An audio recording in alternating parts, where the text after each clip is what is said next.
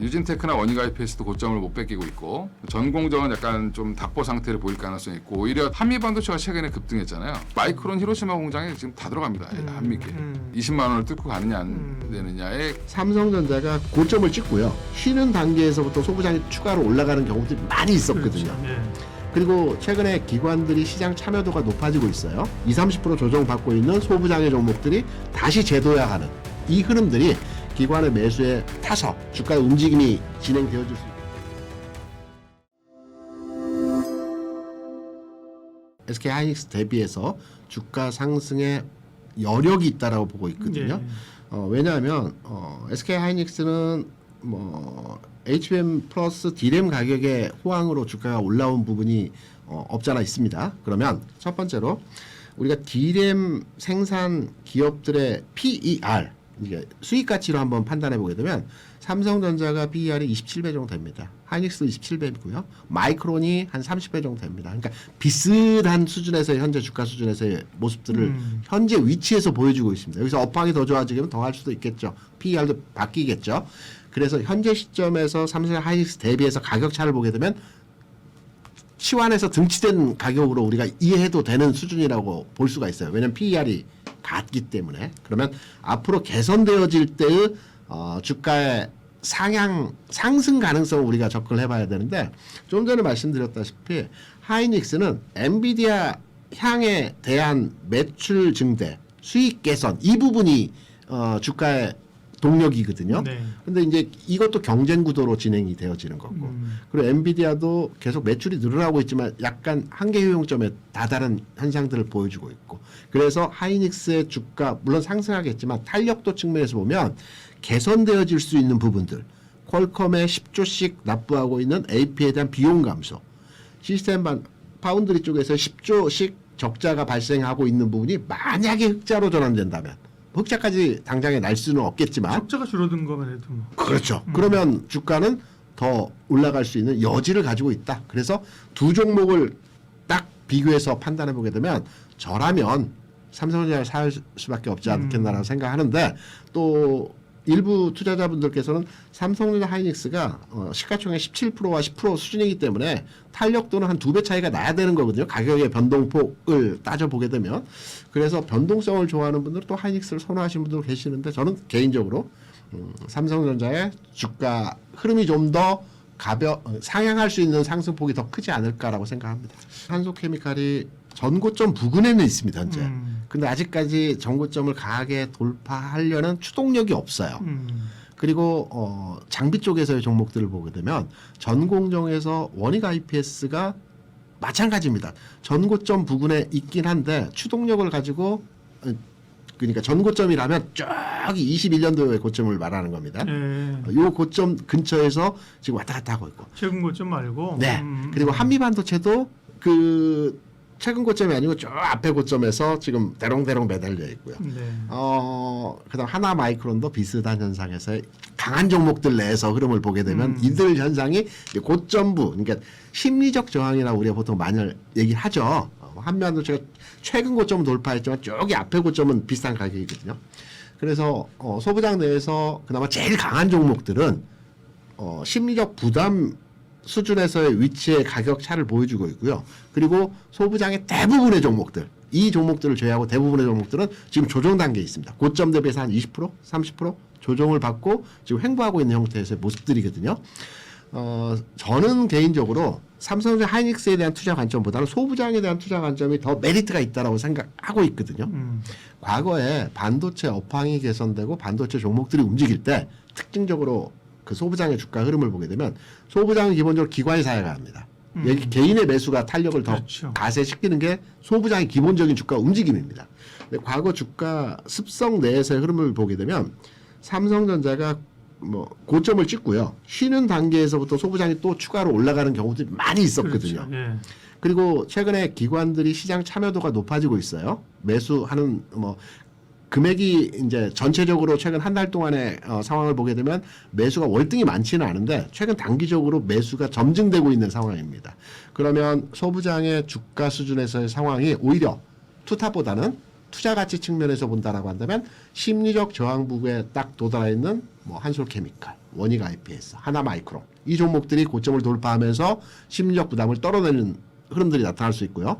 20-30% 조정받고 있는 소부장의 종목들이 다시 재도약하는 고점을 향해서 재도약하는 이 흐름들이 기관의 매수에 타서 주가의 움직임이 진행되어질 수 있기 때문에 저는 반도체가 어렵지만 그 투탑에 대한 어려움으로 판단하는 거고요. 소부장에 대해서는 투자 관점 측면에서의 접근도가 현 시점 가능하다 이렇게 생각합니다. 뭐 소재주들은 당연히 미세 공정에 참여하는 기업들이기 때문에 이 부분에 포함이 된다라고 보고 있고요.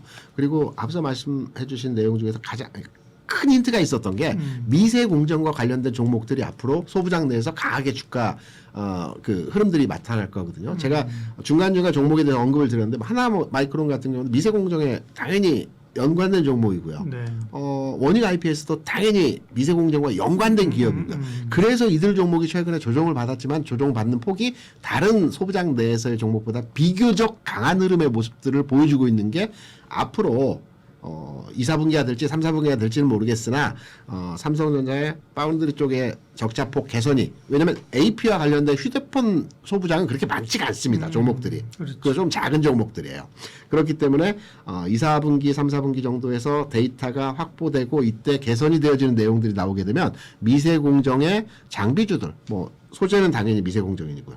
이 종목들이 주가가 개화를 할 가능성이 있다라고 해서 당연히 고점부에서 흐름이 진행되고 있으나 지금부터도 저는 관심이 돼야지 한다고 생각합니다. 새로운 대장주가 나왔죠. 코리아 서킷이라고. 네. 아주 강하게 치고 나가는 그래요? 흐름들을 보여주는데 이스페타시스가 최근 이전까지 해서 시장에서 강한 흐름으로의 그 가격 진행을 보내줬다가 조정받고 조금 상승 흐름으로 전환되려는 모습에서의 흐름들이 보여지고 있는데요. 말씀하신 대덕전자라든가 코리아서킷이라든가 이스페타시스라든가 심텍 같은 종목들은 당장의 흐름이 꺾이거나 흐름이 전환될 가능성은 크지 않다라고 생각을 하고 있습니다. 그래서 이 부분에 대한 주가 대응도는 여전히 관심권에 두고 판단이 가능한데 좀 부담스럽죠, 가격적으로.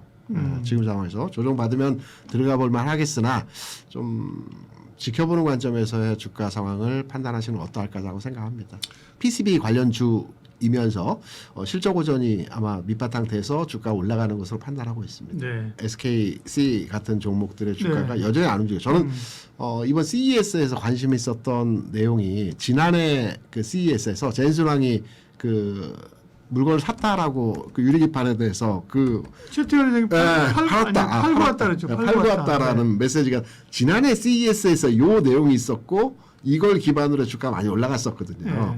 그래서 올해 다시 한번 이 내용이 부각되지 않을까 해서 CES에서 젠슨왕의 메시지가 어떤 걸까라고 많이 기대를 했는데 그런 얘기 없었다. 없었습니다.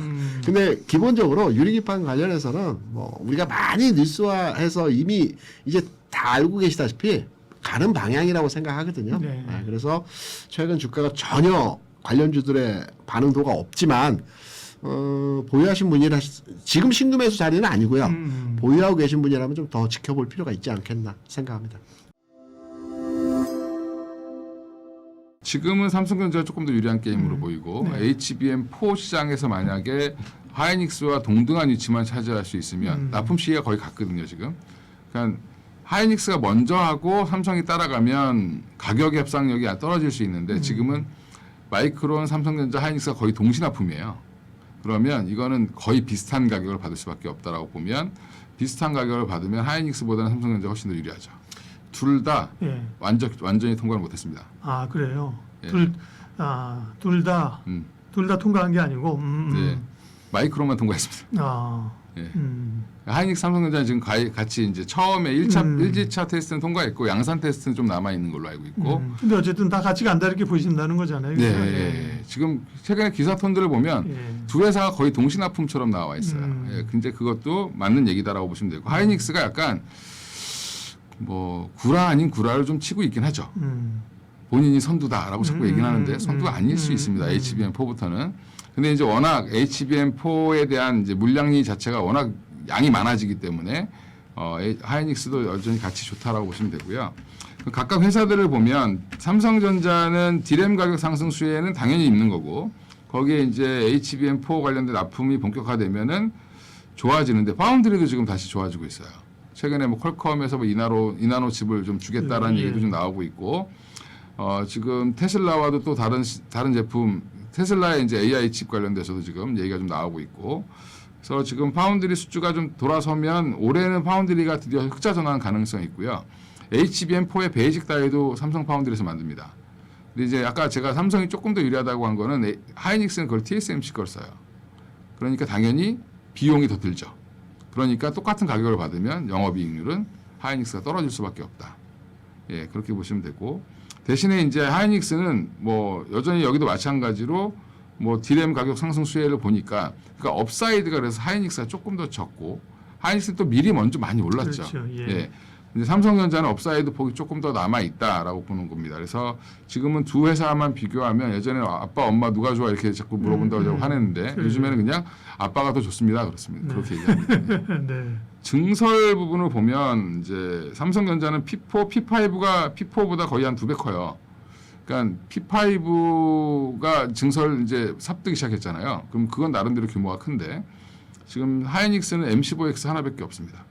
그래서 요거 왜냐하면 용인 클러스가 증설 라인 있기 얘기하시는 때문에, 거죠? 네. 용인 클러스가 좀 아직 28년이나 돼야지 완공되기 때문에 그 전까지는 다른 증설하기도 애매해요. 하이닉스는.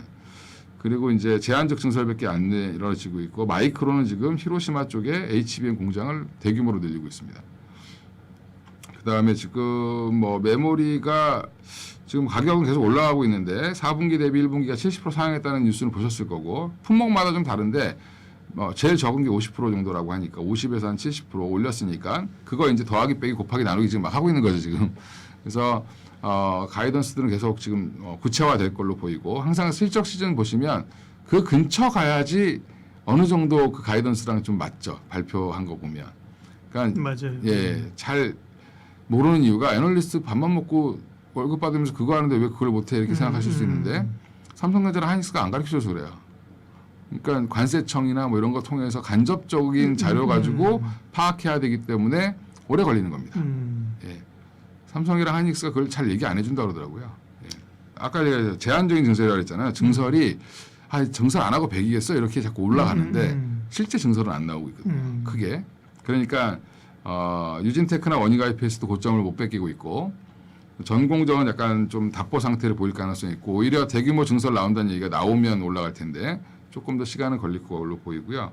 한미반도체가 최근에 급등했잖아요. 급등하고 조정도 좀 받고 있죠. 예, 삼성전자 납품설 때문에 올라간 걸로 보이고, 지금 또 JP모건에서는 뭐 또 15만 원짜리 리포트 내는 바람에 그러게요. 네. 그 JP모건 말을 왜 듣는지 모르겠는데, 예, 그거에 또 반응해서 또 빠져요.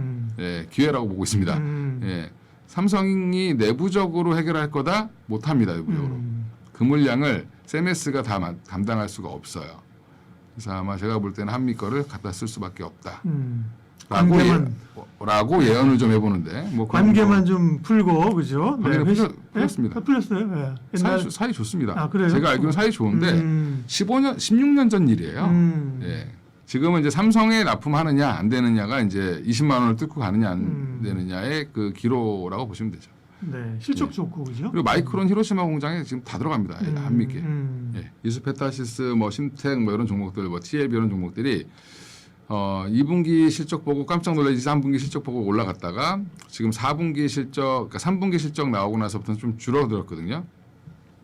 이수페타시스 고점이 PER 45배였습니다. 속도 빨랐죠 사실. 예, 그러니까 이제 그게 조금 좀 내려와 줘야 된다 이렇게 생각하시면 되고, 지금 기간 조정 들어갔다. 언제든지 다시 칠 수 있다. 그게 제 의견이고, 최근에 뭐 구리값 올라서 어쩌고저쩌고 얘기하는데 쇼티지인데 구리 가격 오르면 원가가 올라가잖아요. 들고 계신 분들은 들고 계시고, 없는 분들은 이번에 만약에 뭐 고점 대비 운 좋게 뭐 한 10% 이상 빠진다. 그럼 기회죠.